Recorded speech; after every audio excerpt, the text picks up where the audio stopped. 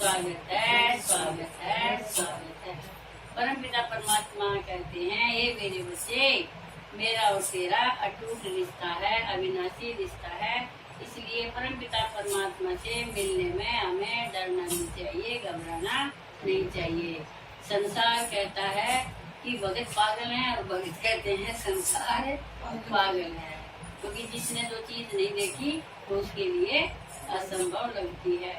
तो हमें परमपिता की परमात्मा की याद में कभी डरना नहीं चाहिए। उसे याद करो, उसे याद करो, उसे याद करो और भवसागर से पार करो।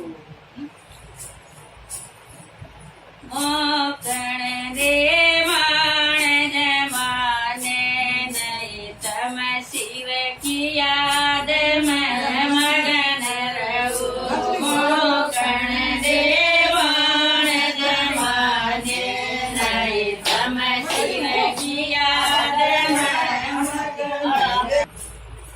मोकण देवान जमाने नहीं तम शिव की याद में